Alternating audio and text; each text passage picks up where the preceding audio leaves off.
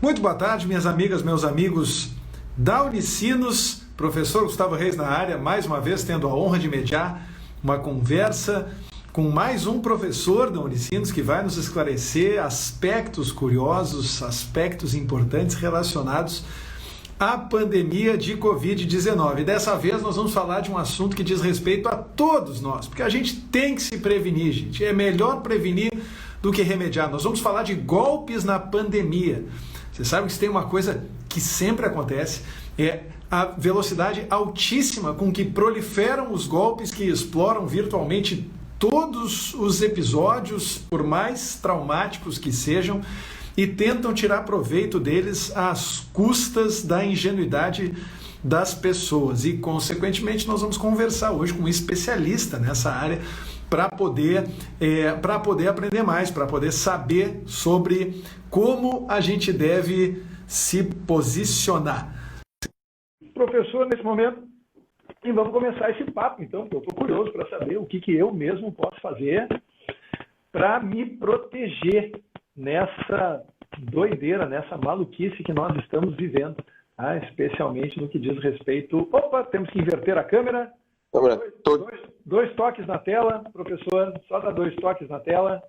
Que a câmera... Pronto. Viu? Fácil. Desculpa, Gustavo. Não tem problema, tá tudo certo. Professor Luciano, eu vou arriscar. 2 toques na tela. Ignashak, é isso? Inazaki. Inashak. Aí, tá bom. Seja muito bem-vindo à live, meu filho. Muito obrigado, Gustavo. Tive que improvisar um lugar aqui na casa em virtude da bagunça, mas é um prazer aí conversar com vocês e com o pessoal que está nos assistindo. Que legal. Fiquei muito feliz, muito entusiasmado com esse assunto, como a gente já conversou anteriormente. Eu também sou da área de computação, né, professor? Originalmente, por mais que o meu diploma seja lá do tempo do COBOL, eu gosto de professor. Estamos juntos nessa, então, Gustavo, porque eu também sou dessa, da época do COBOL.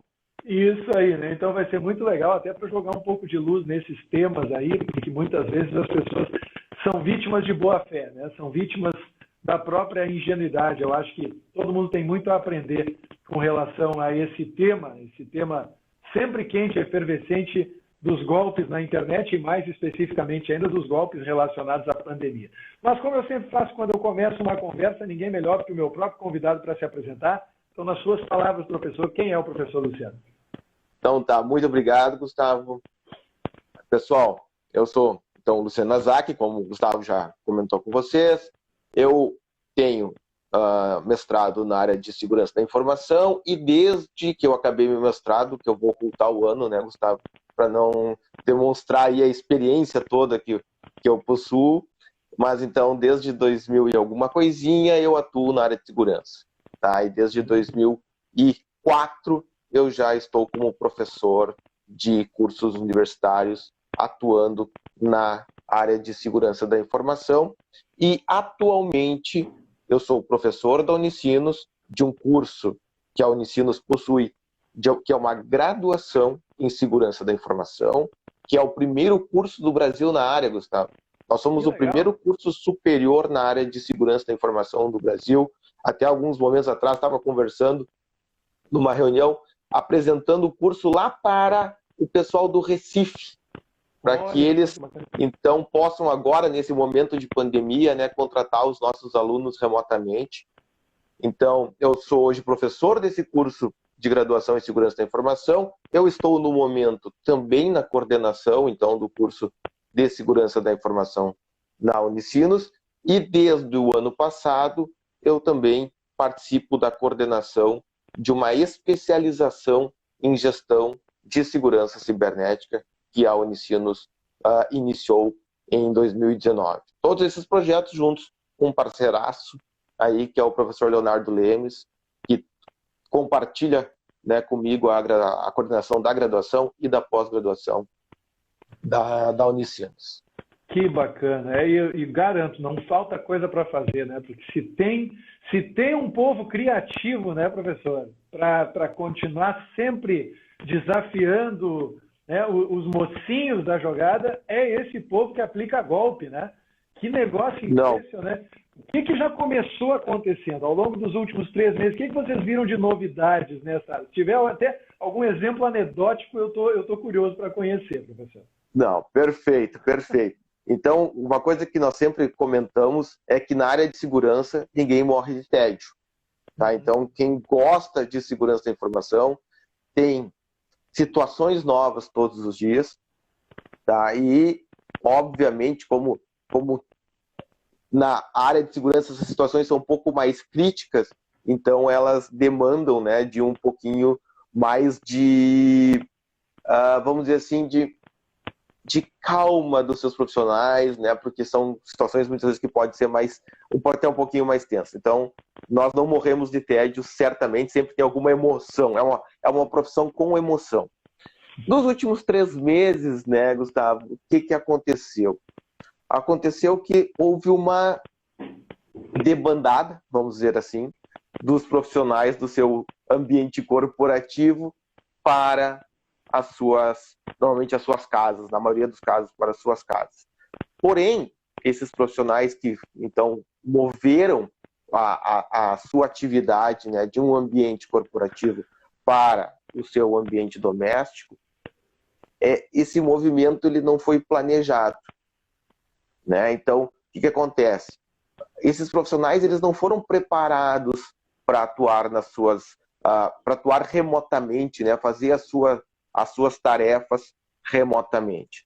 Da mesma forma que as empresas tampouco, a maioria delas ao menos, né, Gustavo, não estavam preparadas para colocar todos os seus funcionários trabalhando remotamente. Então, o que aconteceu? Os criminosos cibernéticos, essas pessoas que o Gustavo comentou, que não descansam nunca, né? Até porque hoje o criminoso cibernético que vai atacar uma empresa de Porto Alegre, ele não está necessariamente em Porto Alegre, ele está em qualquer lugar do planeta. Então, os criminosos cibernéticos são 24/7, porque nós temos vários grupos.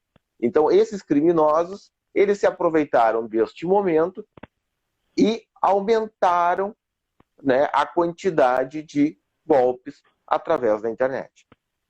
Um golpe que teve um aumento muito grande, tá, Gustavo? E que tem já vários números mostrando esse aumento, é um golpe chamado phishing. Que normalmente, o phishing a gente conhece o tradicional por e-mail. Então, o criminoso cibernético ele manda um e-mail para a pessoa, normalmente para uma massa de pessoas, ou em alguns casos para uma pessoa em específica. Existe um tipo de phishing, por exemplo, que eu quero atacar o Gustavo. Então, o phishing é encaminhado diretamente para o Gustavo. E esse e-mail, ele tem pode ter dois objetivos, um ou outro, ou os dois juntos em alguns casos. Normalmente é um ou outro. Ou ele tem um conteúdo anexo, ou um link para um anexo na internet que eles querem que você clique, ou eles querem que você forneça alguma informação para ele. Então, o que acontece? Esse e-mail, ele é projetado, vamos dizer assim, ele é elaborado para te convencer a ou clicar no link ou passar dados. Então, por exemplo, durante a pandemia, teve um phishing que correu aí as redes sociais, inclusive por WhatsApp e muitos e-mails, que é o seguinte, era para que o FGTS fosse liberado automaticamente a partir do clique num determinado link do e-mail. Aí as pessoas iam lá, clicavam e baixavam um malware, né? O que a gente conhecia antigamente como vírus, hoje ele tem um nome mais bonito. Ele é um malware porque ele está mais... ele tem vários tipos, entre aspas, de vírus, né? Vários tipos de malware. Então se usou esse nome para generalizar. Então esse golpe, especificamente, algumas empresas que monitoram phishings falaram em aumento de mais de 300%, acho que é 328% no primeiro trimestre de 2020, se comparado ao primeiro trimestre de 2019. Então, esse é um golpe. Né? Então, esse é algo que, né, é uma situação que qualquer um de nós, e acredito que todo mundo que está nos escutando, já recebeu e-mails de phishing. Tá? Como é que esses e-mails de phishing chegam normalmente? O apelo deles pode ser em relação à Covid, como nós tivemos agora, né, do FGTS, mas pode ser, por exemplo, através de um e-mail falando de uma mega produção, tipo, uma mega promoção, Gustavo. Então, assim, aquela televisão que você queria comprar e que custava X mil reais, agora tem uma promoção relâmpago durante a pandemia, que se você clicar nesse link até a meia-noite de hoje, ela vai custar por R$1.000. Então, tu tem lá 80% de desconto para comprar aquela televisão. E as pessoas, elas clicam. Por quê? Porque os phishings, eles estão bem elaborados, né, Gustavo? Então, o e-mail vem com a marca da loja. Ele vem com uma redação muito bonita, muito adequada, né, com uma redação como se fosse feita por uma equipe de marketing. E pode ter sido feito por uma equipe de marketing dos criminosos, né? Porque eles podem, inclusive, contratar equipes ou contratar empresas para fazer essa redação para eles. Então, o e-mail é completamente preparado para que as pessoas caiam no golpe, caiam no phishing. Eu acabei de abrir um que eu recebi aqui, professor. Só a título de curiosidade. Porque eu tenho um projeto que já tem alguns anos aí, que se chama Estude Matemática e que, felizmente, atraiu a atenção de muita gente nas redes sociais, né? Mas com grandes números, grandes problemas, a gente sabe, né? O e-mail do Estude Matemática, a caixa de entrada virou uma maluquice, virou um pandemônio, verdadeiramente. E eu, enfim, filtro tudo que eu posso, uso anti-spam e, eventualmente, algum e-mailzinho consegue escapar e chega na minha caixa de entrada, né? Olha o que eu recebi essa semana. Procedimentos judiciais, normalmente tem um errinho de português, essa é uma dica boa, né? Das pessoas prestarem atenção no português, que eles parecem errar até de propósito, né? Você pode confirmar se é esse mesmo caso. E o texto: a Corregedoria do Tribunal de Justiça do Distrito Federal e dos Territórios disponibiliza o serviço cumprimento de mandados com a finalidade de proporcionar aos interessados o acesso às principais informações relacionadas ao cumprimento de mandados judiciais. E aí, em caixa alta, audiência marcada a favor verificar a data do juízo. E o botão confirmar e-mail. Pode crer, vou clicar. Pegaram o homem errado, mas tudo bem. Não, é que tudo, né, Gustavo, é suspeito por causa da formação, por acompanhar, mas claro, dependendo, do volume, tem muitos derrubando. Justamente, hoje nós temos uma estatística que é que o phishing de massa, tá, Gustavo? Que é um phishing assim, eu compro uma lista de e-mails na internet com o seu e-mail lá do projeto da matemática, que deve estar em alguma dessas listas, provavelmente, ou em várias delas. Várias. Então, eu compro uma lista de e-mail e eu mando o mesmo phishing para todo mundo. Tá? A taxa de êxito chega em torno de 1%. Então, pensa que se eu comprar 1 milhão de e-mails, né, teremos aí, provavelmente, em torno de 10 mil cliques. 10 mil cliques. No link. É bastante, né? E assim como tu recebeu do processo judicial, tem muitos que mandam, tem muitos phishings, né, que envolvem, você tem uma pendência em tal instituição, clique aqui para verificar. E as pessoas clicam, né? E aí, quer dizer, uma parte das pessoas clicam, porque pensa o seguinte, né, Gustavo? Se o phishing não fosse lucrativo para as empresas, se as pessoas não caíssem, ele já tinha cessado. Justamente, tinha cessado, tinha reduzido. Mas o que nós estamos vendo é um aumento. Por quê? Porque as pessoas agora estão ainda mais conectadas do que estavam, né, Gustavo? Sim. E muitas vezes ali também, né? Dependendo do dedinho na ferida, a pessoa nem pensa muito, já vai, pum. Justamente. E tem alguns phishings que são interessantes, né? Por exemplo, nós até, eu e o Leonardo estavam comentando outro dia, um phishing da Heineken, explorando a marca da Heineken, onde as pessoas iam receber 2 barris de chopps gratuitamente se clicassem naquele anúncio. Esse deu 12% de clique. Se fizerem com vinho, com esse nosso frio no final de semana, vai ter êxito, né? Vão ter êxito, com certeza. Você acabou de ganhar uma estufa elétrica para a sua casa, pelo amor de Deus, gente. E eu vejo que varia muito a técnica, né? Até quando eu digo a técnica, a linguagem que eles usam nos e-mails, né, Luciano? Às vezes é mais texto, às vezes eles tentam mesmo estruturar em HTML o e-mail, com imagens. E às vezes é curto e grosso. Eu estava olhando outro que eu recebi aqui, coincidentemente também essa semana, cujo título cujo sender lá é Malta Sim. Cobranças.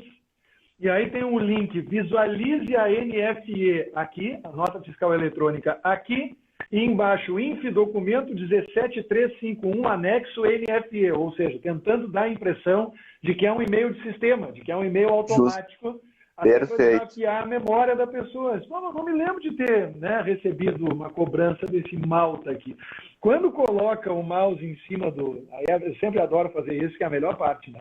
Quando coloca o mouse em cima do link, né, aparece na barra de status o link. O domínio é serviçoredir.email.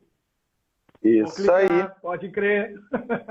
Não, e a pessoa pode... Pô, o que eu estou devendo, né? Então eu vou ver o que eu comprei, o que tem nessa NFE, para descobrir se eu estou devendo para essa malta cobrança. E aí clica, e aí o que acontece? Baixa um malware na sua máquina, está infectada, e aí pode ter... Esse malware pode fazer muitas ações diferentes, muitas ações maliciosas diferentes da máquina, né? Uhum. E Gustavo, uma ação maliciosa que está muito em voga hoje em dia, eu não sei se tu já ouviu falar, mas é o sequestro dos dados. Uhum. Nós temos um tipo de malware que se chama ransomware. Né? O ransom vem desse pedido de resgate, né? do sequestro. Uhum. Então, o que acontece? As pessoas que são infectadas por esse tipo de malware, ao instalar o software na sua máquina, os seus dados, os dados do computador, eles são automaticamente, todos eles criptografados. E ao serem criptografados, isso é uma técnica normalmente de proteção de dados, onde a gente criptografa para proteger os dados, mas se alguém criptografar os nossos dados e não nos dar uma chave para que nós possamos abrir, né, esses dados, nós não teremos mais acesso a eles. Então, o que esse malware faz? Ele criptografa os dados, os arquivos do computador da vítima, tanto de notebook como de celulares, e ao final do processo de criptografia, ele exibe uma telinha. Uhum. E nessa telinha diz o seguinte: olha, você quer recuperar os seus dados? Você, então, por favor, transfere 2 bitcoins para mim, ou 2, normalmente, alguma criptomoeda, né? Porque aí é uma forma de transferência monetária onde não tem uma regulamentação de bancos, a rastreabilidade é um pouco mais difícil. Uhum. Então, hoje, na pandemia, né, tem muitos usuários que estão sendo atacados por ransom, né, e tem muitas empresas também, Gustavo. E o que está acontecendo agora? Que é uma situação bem, assim, né, bem difícil. Hospitais estão sendo atacados por ransom. Então, o que acontece? Tu imagina que um ransomware invade, ele entra, né, numa rede de um hospital através de algum funcionário, e os dados de parte, né, do computador da vítima e talvez de parte da rede do hospital estão criptografados e inacessíveis para que o hospital continue a sua operação. Prontuários, todos prontuários, médicos, tudo, que é isso? Então há uma pressão muito grande daí para que se pague aquele ransom. Uhum. Embora nenhuma empresa, nenhuma força de segurança vai falar, né, para uma empresa pagar por um resgate de um ransom, até porque não existe uma garantia de que os dados, né, serão restaurados adequadamente. Mas muitas ainda, né? Tem que confiar em quem já te passou no criminoso. Tu tem que confiar, nós falamos normalmente, né? Tu tem que confiar na ética do criminoso, de que o criminoso vai te dar a chave para você poder abrir os dados. Só que o que acontece? Existem muitos monitoramentos hoje daquelas carteiras de bitcoins que recebem o pagamento dos resgates, e essas carteiras, elas recebem um fluxo contínuo de dinheiro. Quer dizer que, sim, as pessoas, as empresas estão pagando para recuperar os seus dados. Né? Hoje a nossa vida está cada vez mais digitalizada, né, Gustavo? Então, tu imagina que muitas pessoas hoje têm todos os álbuns, todas as recordações delas no formato digital. Uhum. E daqui a pouco, em virtude de um clique num e-mail, que nem a gente estava falando antes, todas essas informações estão perdidas. Então, as pessoas também são propensas a pagar esse resgate para recuperar os seus dados, em alguns casos, né, recuperar uma partezinha aí de registros da sua história, né, dos seus registros fotográficos. Isso me faz lembrar, né, Luciano, daquele conselho que a gente sempre tem que dar, né? A gente que é da área insiste há quantos anos que as pessoas têm que fazer um backup, de preferência que elas têm que ter um backup na nuvem. Comigo aconteceu 2 vezes. Eu tenho um HD externo aqui no meu estúdio, onde eu guardo todos os vídeos que eu fiz desde 2010, imagina. Né? Vídeos que têm até valor, enfim, afetivo, né? Não estão disponíveis no YouTube, vídeos de quando eu comecei a produzir videoaulas, não tinha tanto cabelo branco, nem usava barba ainda, né? Era um jovem atrevido, gravando esses... É nada, continua jovem, né, Gustavo? Fala sério. 45, eu engano. São dois HDs externos perdidos, Luciano, e salvos graças a um backup externo na nuvem, que eu pago $5 por mês para manter. São $5, hoje, com o dólar alto, são R$25 por mês para ter paz de espírito. Porque o único problema, na verdade, a única despesa foi, não tem como salvar esse HD aqui mesmo, né? Normalmente resgatar um HD é mais caro do que um HD novo. Né? Justamente. Então fui lá, comprei nas 2 ocasiões o HD, estou com o HD de 4 TB aqui rodando lindamente, restaurado depois de menos de uma semana. Pessoas que nos assistem, pelo amor de Deus, se permitam que esse mediador se atreva a dar um conselho a vocês. Tenham backup sistemático e organizado dos seus dados. Porque ficar na mão... E só deixa eu fazer um parênteses, tá, Gustavo? O backup, perfeito, fundamental. Todo mundo tem que ter o backup, né? Mas hoje, alguns ransomwares, eles, ao instalarem no dispositivo, eles procuram por conexões de nuvens conhecidas, tipo Dropbox, Google Drive, né, o próprio OneDrive da Microsoft. Então, assim, o backup da nuvem tem que ter, eu tenho o meu, porque é uma forma rápida de recuperação, mas ele não está imune ao ransom. Então, além do backup da nuvem, as informações que a gente realmente, né, precisa manter e ter ela sempre acessível, ela também precisa estar de alguma forma em uma conexão, um backup, né, que não esteja conectado full time ao nosso computador. Ou eu tenho que ter um backup na nuvem, mas eu não tenho que estar com aquele sincronismo ligado, né, Gustavo? Porque hoje, por exemplo, se tu tá com o teu sincronismo ligado, ele vai lá e vai criptografar aqueles dados. E aí, se tu não tem uma conta que tu tem a possibilidade de recuperar versões anteriores dos dados na nuvem, tu acaba não conseguindo recuperar aquelas informações também. Então, o seu conselho é fantástico em relação ao backup, a cópia de segurança. Temos que ter, né? Nós, pessoas físicas, temos que ter. As empresas já estão um pouquinho mais ambientadas, né, com esse termo, já fazem essa cópia de segurança. E temos que pensar em backups, a gente chama, né, do hot backup, que ele sincroniza automaticamente com a nuvem, mas também backups que não estejam acessíveis diretamente do nosso dispositivo, para que um criminoso cibernético não tenha o acesso a ele também.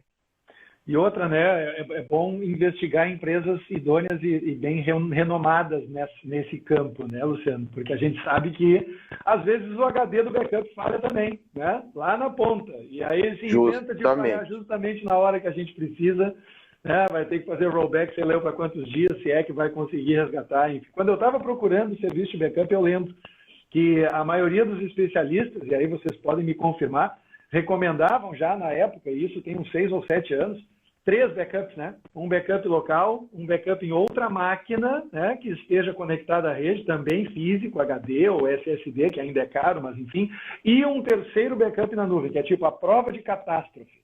Né? Se tem inundação, terremoto, incêndio, beleza, os dados estão salvos e no final das contas é o que a gente tem de mais importante, né? Não, é isso aí. E hoje o custo de armazenamento ele é tão baixo, né, que se a gente tiver 2 ou 3 backups, isso não vai ter um impacto, como tu mencionaste antes, né, Gustavo? É muito mais uma questão de organização. Hoje eu acho que o custo ele não é significativo, é só questão de nós colocarmos isso dentro da nossa rotina. Nós temos que fazer cópias de segurança, né, para o nosso bem, para a continuidade do nosso acesso a informações que talvez sejam bastante significativas para nós aí, né? Como tu falaste os seus vídeos, as fotos, eu tenho um monte de material ali que eu gostaria de continuar acessando, e para isso eu preciso cuidar deles, né? Muito bom. Ó, eu sempre homenageio. Aliás, toda vez que eu olhar para baixo aqui é porque eu estou tomando nota das coisas, tá? Perfeito. Não é porque eu estou no WhatsApp nem nada e o computador está aqui do lado para eu já olhar os e-mails e rechear essa live de exemplos. Mais um, regularização Bradesco.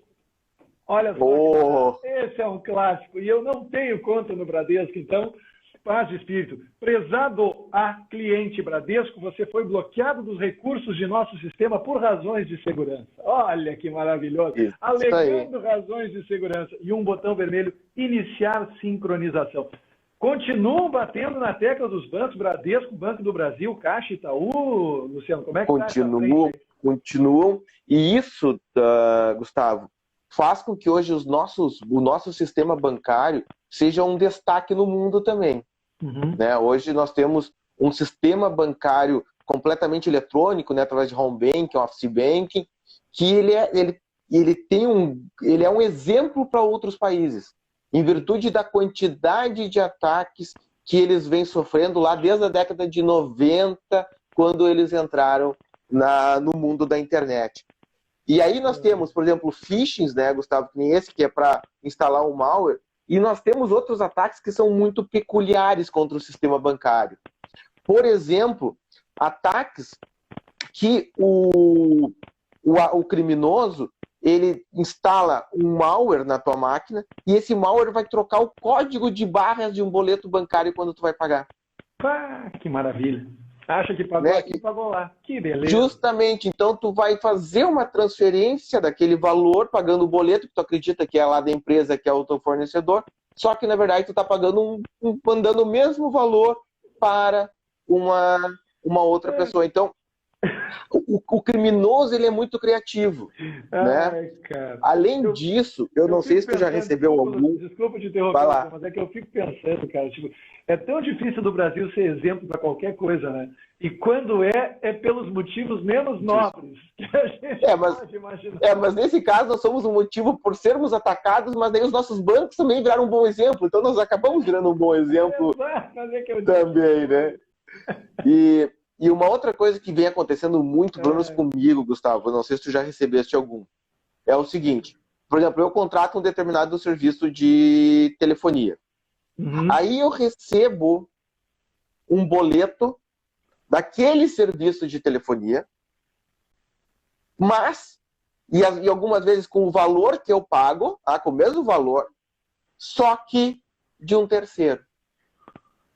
Não sei se isso já aconteceu contigo. Comigo já aconteceu algumas vezes. E eu tenho certeza que isso já pode ter acontecido com as pessoas que estão nos escutando. Sim. Então, pessoal, tem que ter cuidado, porque hoje, né, nós estamos com tem uma campanha de muitas empresas, né, para que nós recebamos a cobrança por meios digitais, né, para que não seja necessário impressões e envio de boletos. Então, em alguns casos, inclusive, nós recebemos desconto na nossa conta para que nós operemos com essa empresa de uma forma digital. Só que os criminosos estão ligados nisso. Então, eventualmente, os dados de alguma dessa empresa podem ter vazado, né? Então as pessoas sabem lá que o Luciano é cliente da empresa tal e está cadastrado naquela empresa com um e-mail tal, e aí eles pegam e mandam um boleto para mim no valor correto, só que o boleto não está relacionado com a empresa que presta o serviço, né, na qual eu sou cliente. Então as pessoas nessa época de pandemia e com o aumento dos pagamentos digitais precisam ficar ligadas antes de pagar um boleto pela internet. Tem que abrir o boleto, tem que ver primeiro se aquele boleto originou de uma conta da empresa onde ela possui o serviço contratado. Por exemplo, eu contratei a empresa ABC. Então, olha se quem enviou o e-mail é do domínio abc.com.br. Tá? Porque muitos desses golpes que eu recebi é porque eu identifiquei porque o e-mail veio de uma outra conta. Veio de uma conta de Hotmail, de uma conta de Gmail, e a empresa de telefonia não vai usar uma conta de Gmail, né, pessoal? Pelo amor de Deus, ela vai usar uma conta do domínio da empresa. Além disso, é interessante que se tenha uma noção de qual é o banco que aquela empresa usa, né? Para que tu possa fazer essa comparação histórica e verificar se aquele boleto tem alguma relação com o serviço prestado.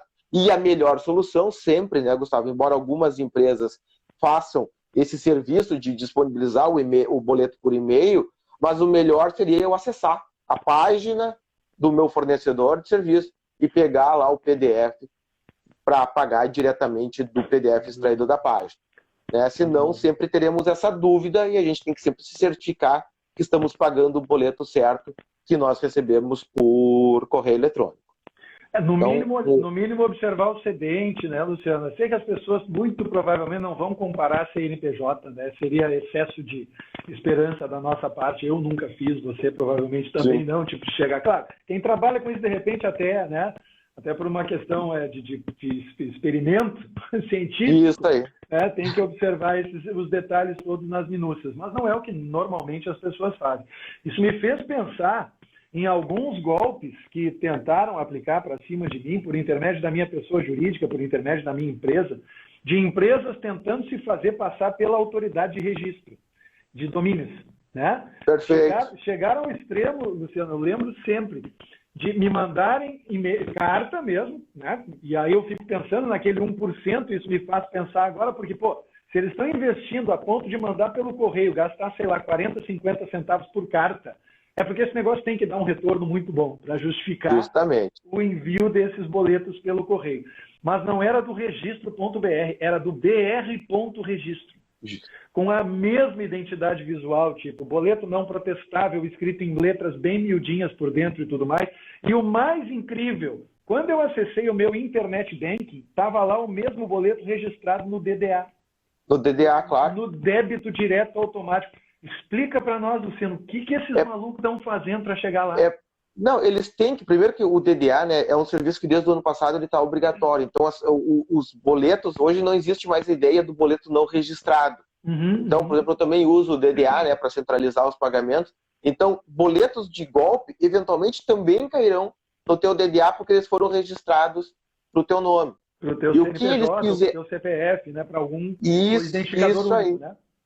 Isso aí. E o que acontece? Hoje está mais fácil também. Não digo mais fácil, né? Mas tu tem alguns bancos que daqui a pouco estão querendo que as empresas sejam seus clientes e facilitam um pouquinho a entrada.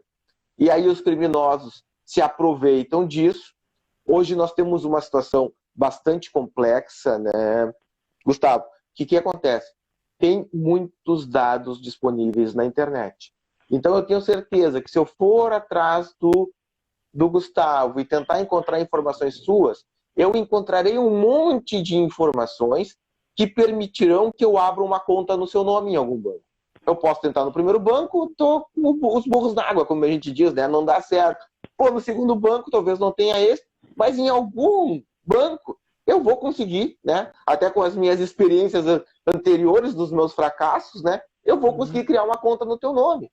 Antigamente, isso era feito para emissão, e hoje também é, né, mas muito mais. Começou assim com a emissão de cartões de crédito. Então as pessoas, né, os criminosos emitiam um cartão de crédito de nome de terceiro e saíam gastando o limite daquele cartão de crédito. Né? Hoje também está acontecendo o quê? A criação de contas bancárias em nomes de terceiros para poder aplicar esse tipo de golpe. Então aí alguém vai lá, cria uma conta bancária. Criando uma conta bancária, eu tenho acesso ao sistema do banco para emissão de boletos bancários. Né? Eu posso inclusive fazer o pagamento, né, com o dinheiro que eu recebi de outros crimes. Eu invisto nisso e gero aí alguns milhares de boletos me passando pelo registro BR e falando da renovação do domínio. Né? Então, eu mando um boleto para casa das pessoas falando da renovação do domínio. E o que é estranho, né? Se tu for pensar, o registro BR nunca te mandou boleto. Jamais. Pelo menos para mim, ele não manda boleto. Eu faço. Ele manda um e-mail avisando que está expirando e diz: entra no site e baixa o boleto e faz o pagamento. E faz o pagamento. Ou paga no cartão direto do site, enfim, né? Justamente. Mas então, assim, se eles estão mandando boleto, é porque ou foi um teste, foi o primeiro teste, que eu duvido muito, mas é porque as pessoas estão pagando esses boletos. E tem alguns golpes que são, né, que são um pouco mais complicados. Por exemplo, golpes de criminosos se passando por instituições de caridade. Porque esses boletos a gente recebe ainda, né, Gustavo? Eu recebo alguns. Então, eles se passam por instituições de caridade, porque aí tem todo aquele apelo da pessoa de pagar lá 30, 40, 50 reais para ajudar alguém. Mas, na verdade, nós estamos ajudando a manter o crime funcionando, né? Então, isso a gente também tem que ficar ligado. A gente receber um boleto em casa da instituição A, B e C, a gente tem que dar uma olhada realmente se esse boleto veio dessa instituição, se nós já temos uma relação com ela, etc. Até isso é uma coisa bastante comum.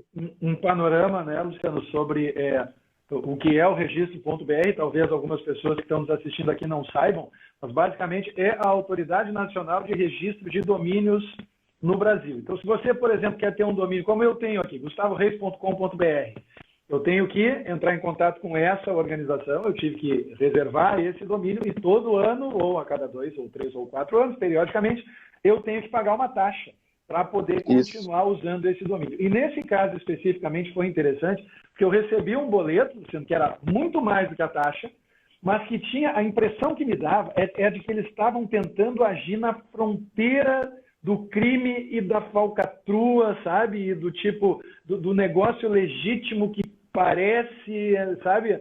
Tentar ali transitar na fronteira da sua legitimidade. Porque tem um componente de falsidade ideológica, claro, eles estão tentando se fazer passar pela autoridade oficial, mas, ao mesmo tempo, no boleto está escrito pagamento não obrigatório e também está escrito isso aqui inclui o serviço de hospedagem, que é, na verdade, semanticamente um serviço correlato que a pessoa pensa, eu vou registrar meu domínio, mas também vou ter que pagar hospedagem. Quem começa a navegar no mundo da internet sabe que vai ter que fazer as duas coisas se tiver que ter um website.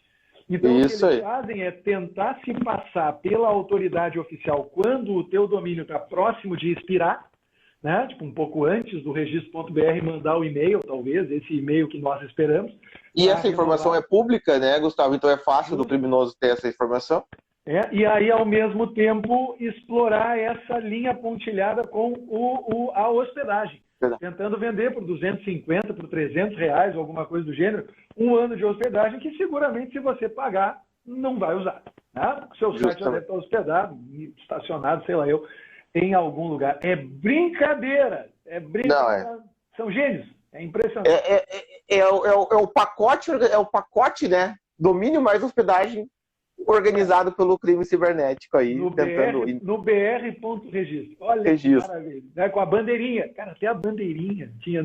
Eu lembro quando eu tinha que ter guardado esse boleto. Que eu rasgava, botava fora, esses picareta nunca vão tirar minha grana. Mas eu queria ter guardado para mostrar aqui na conversa agora, se eu soubesse. E como esses, né, tem muitos outros golpes, né, Gustavo? Então, a gente tem que... E agora, falando de questões digitais, nesse momento onde nós estamos mais conectados, né, daqui a pouco muita gente está usando home banking que não usava até então, né, porque eles iam pagar no terminal bancário, né? Tem muita gente que ainda paga contas em terminais bancários. E agora nós temos aumento de pessoas usando home banking, o mobile banking, né? Que está todo mundo hoje no celular, então todo mundo usando. Então, o cidadão, ele realmente tem que tomar cuidado, né? Existem malwares que são especializados para roubar as credenciais, por exemplo, de acessos a bancos de celulares. Então, existe um malware que pode ser instalado no meu celular e esse malware vai ficar monitorando para ver quando eu abro o aplicativo do banco XYZ para ele roubar os dados que eu colocar naquele banco.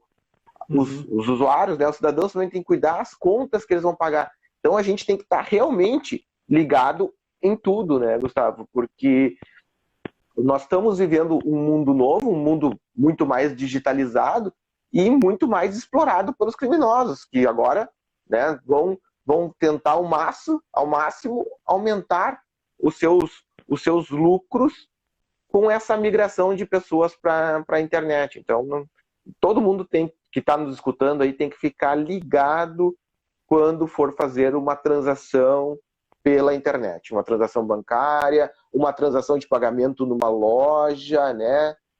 Cuidado onde baixa os apps, porque tem muito app falso em nome de banco, em nome das grandes varejistas.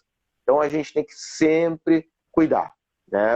Muitas vezes a pessoa baixa um aplicativo por impulso e aí depois está passando todos os seus dados de cartão de crédito, seus dados de endereço, né, de identificação, diretamente para o crime cibernético, e eles vão usar esses dados para outros crimes, né? Como eu falei antes, para abrir conta, para emitir cartões, né? Hoje eu consigo emitir cartões diretamente pela internet.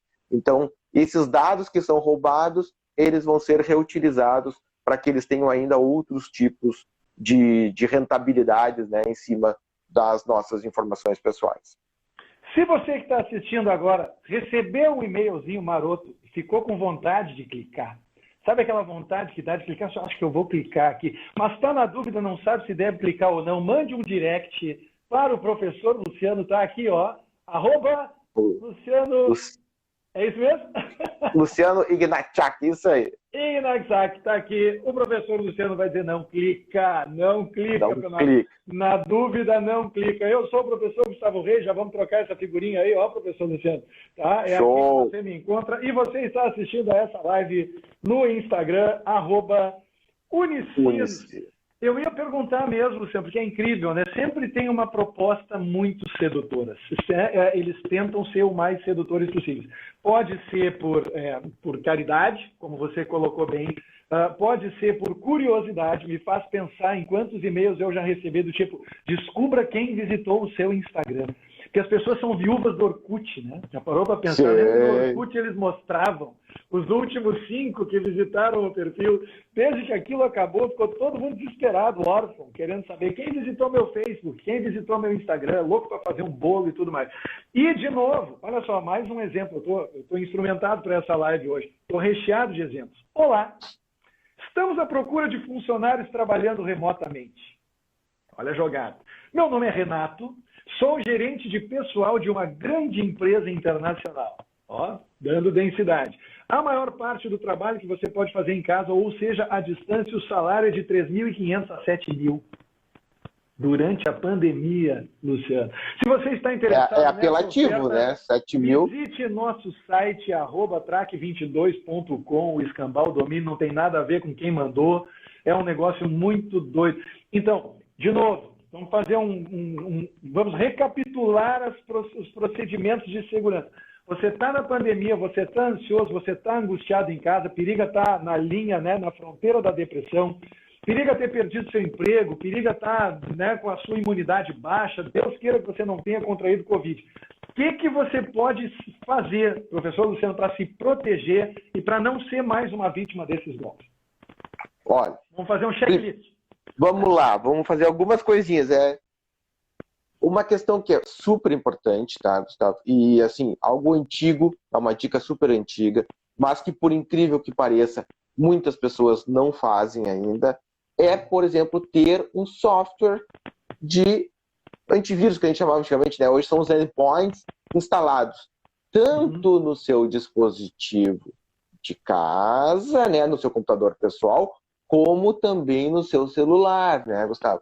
A gente tem que lembrar que hoje tem uma quantidade muito grande de malwares que eles são direcionados para os celulares. E não é assim, eu uso iOS, eu uso um Apple, um iPhone, eu não tenho malware. Não, tem malware sim. Não são tantos, porque eu tenho uma base de dispositivos Android muito maior. Então, óbvio que quem é o atacante, ele quer maximizar os ganhos, né? Então, ele vai atacar a maior base. Mas existem malwares para todos os sistemas operacionais, para todos os tipos de celulares, né? De dispositivos móveis. Então, mesmo assim, porque, né, Luciano, por vezes eles podem explorar aplicativos que estão instalados no celular e que são multiplataforma, né? Tem para iOS, tem para Android, tem para Linux, para Windows, para, né, macOS, para tudo. E o malware, né, que funciona dentro de um aplicativo, está lá quentinho e independente de dispositivo, né?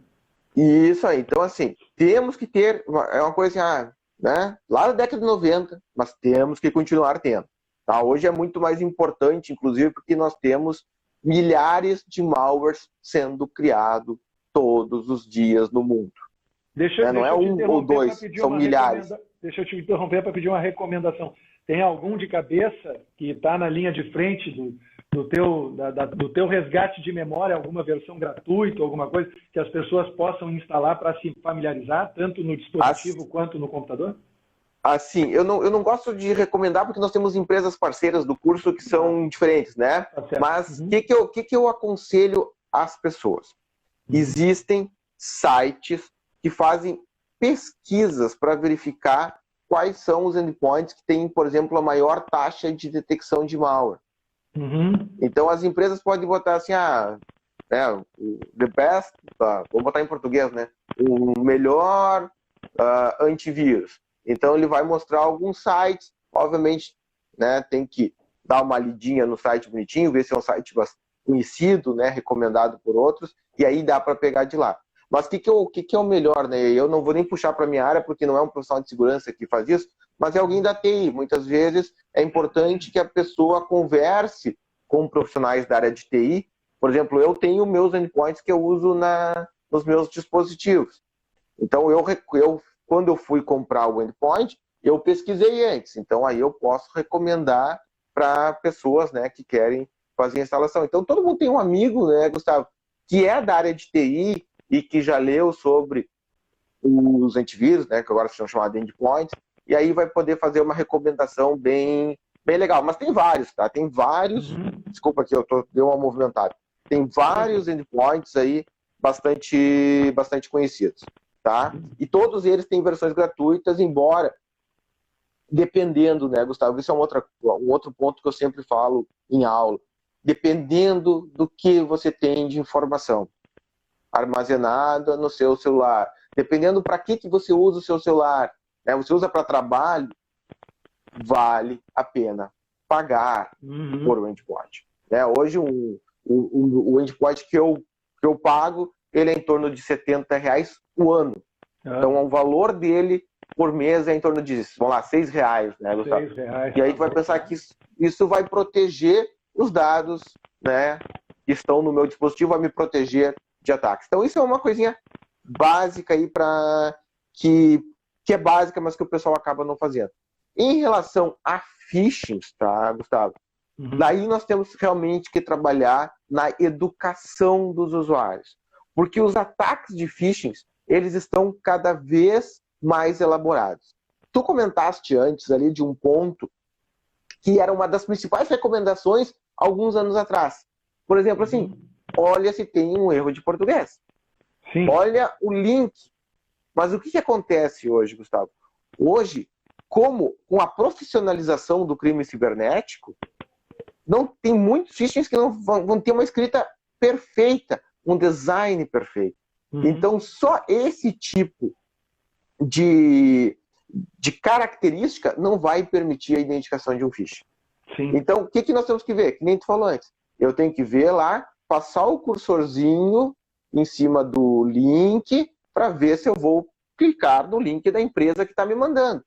Se eu estou recebendo um e-mail com uma promoção da empresa xyz.com.br e o link que manda para a empresa abc.com.br, está errado. Né? Não há uma justificativa para isso. Então, nós temos que prestar atenção e se nós pararmos, né, o cursor em cima do link, ele vai mostrar para onde que nós seremos direcionados. Então, esse tipo de situação. Aí vocês vão dizer assim, mas Luciano, existem alguns phishings que escondem o link. Existem, mas aí já é mais avançado, é uma minoria. Então, nós já conseguimos, prestando atenção, né, nos endereços de e-mail que nos mandaram, nos links que estão pedindo para nós clicar, prestando atenção nisso, nós já vamos evitar aí 99% dos phishings. Né? E aí tem outras coisas. Banco não manda questões de segurança para casa. Isso está anunciado em todos os sites de todos os bancos. Né? Nós não enviamos e-mails para você. Então a gente tem que lembrar disso. Um botão desse tamanho dizendo entendi. E você tem que clicar naquele botão dizendo que entendeu, pelo amor de Deus. Então nós temos que entender o seguinte, que nós não somos tão especial a ponto do banco abrir uma exceção de todos os correntistas para nos mandar uma atualização de segurança. Isso não existe. Os de banco são muito sofisticados, né, Luciano? Eu lembro que tem vezes, e aí eu faço por curiosidade mesmo, tem vezes que eles linkam os gráficos com a base do banco, né? Com os mesmos gráficos que o banco usa para mandar os seus e-mails, são os gráficos que o hacker, né, o criminoso vai usar para poder estruturar o seu e-mail e aí, claro, mudando só o link para tentar seduzir aí a pessoa a clicar e fornecer seus dados. Não, com certeza. O crime que é organizado, que é profissional, sabe, ele vai manter toda a identidade do site da empresa a qual eles estão atacando. Hoje, os phishings, todos eles saem com a marca exatamente igual à marca que está no banco.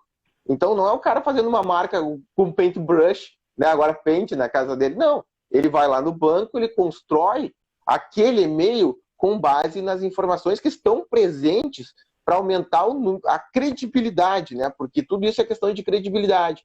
Se eu acredito que aquele e-mail é do banco mesmo, a minha tendência é clicar nele.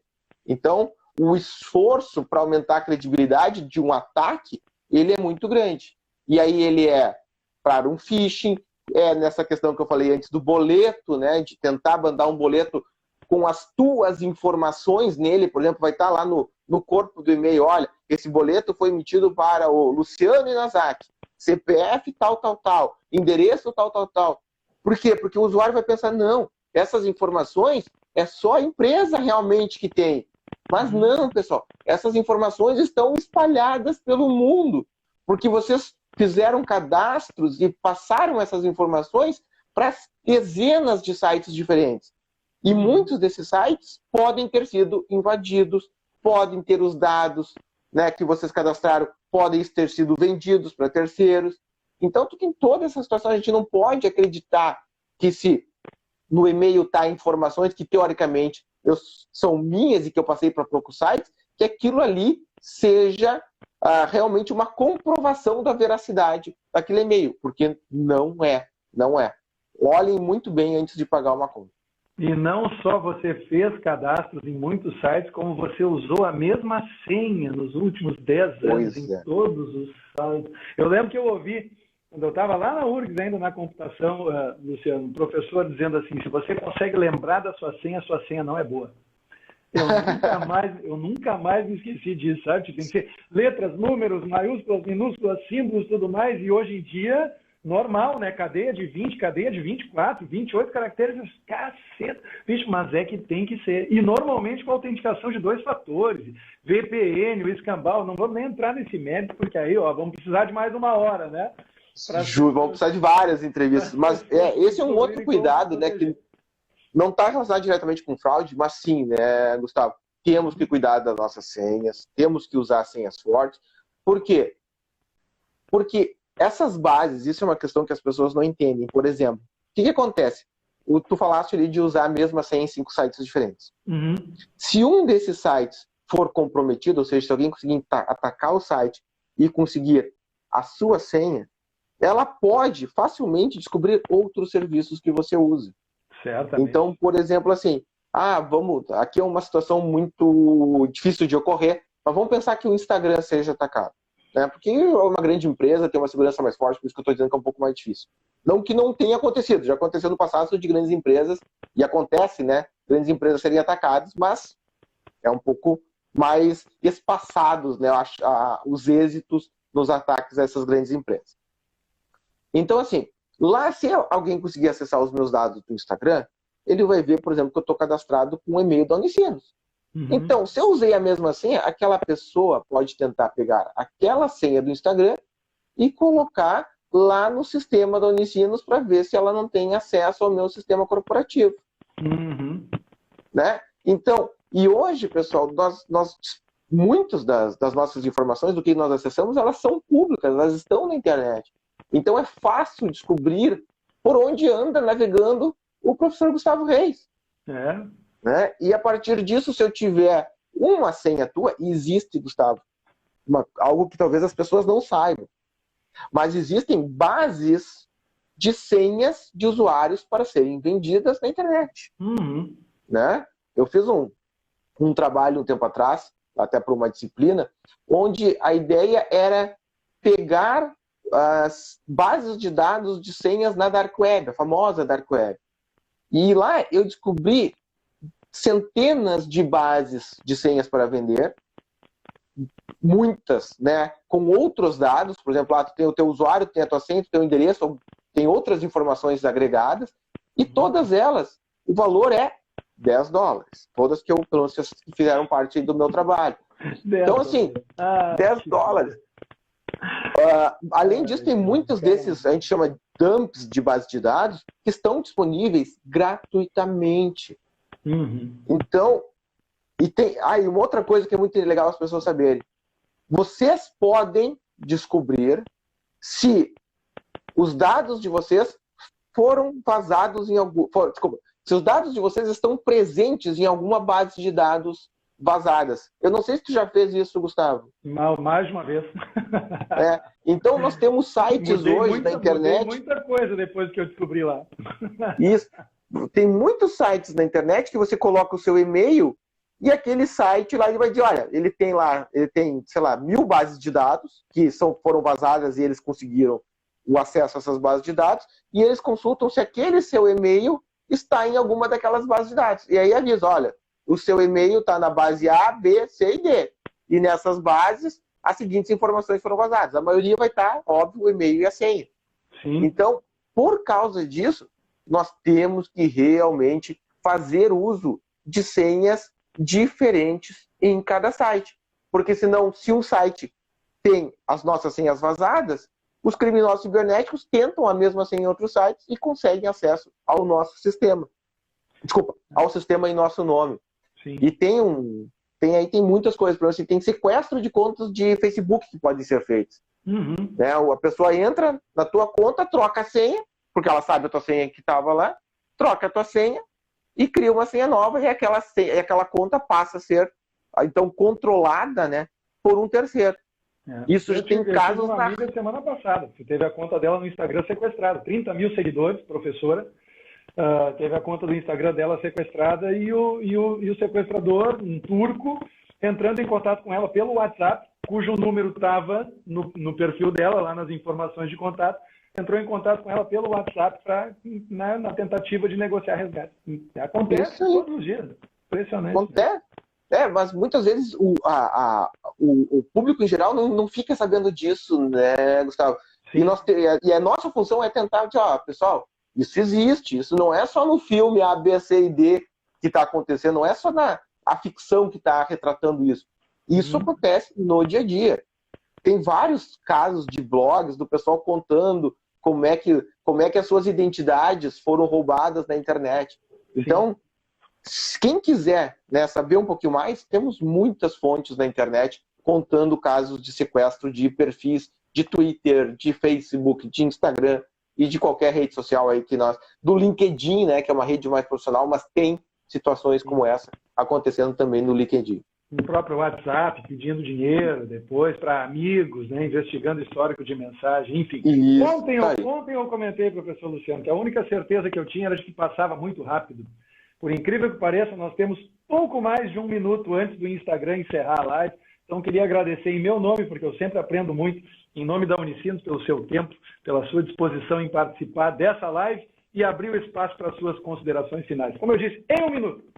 1 minuto. Não, perfeito, Gustavo. Primeiro, agradecer a parceria aí para promovermos essa live, dizer que eu fico à disposição e, obviamente, né, pessoal, qualquer um que está nos assistindo, que queira mais contato, vocês conseguem encontrar o Luciano Nazak no Instagram e vocês conseguem também no site da Unicinos, né, conseguir outras formas de acessar o professor. Eu fico à disposição e foi um prazer aqui conversar com vocês sobre essa área que eu acho tão magnífica e, como eu digo, não há tédio na segurança da informação. Definitivamente. Muito obrigado mesmo. Foi um baita prazer. Estamos juntos. Valeu. Um abraço. Até a próxima. Um abraço. Boa noite. Boa noite. Esse foi o professor Luciano abrilhantando essa live com um monte de conhecimento, um monte de procedimento, muita prevenção, tá, gente? Tomem cuidado, quem previne não precisa remediar. Eu sou o professor Gustavo Reis, se você não tiver nada melhor para fazer, me siga logo depois dessa live que aconteceu na Unicinos. Semana que vem tem mais. Por hoje era isso. Um abraço. Tchau.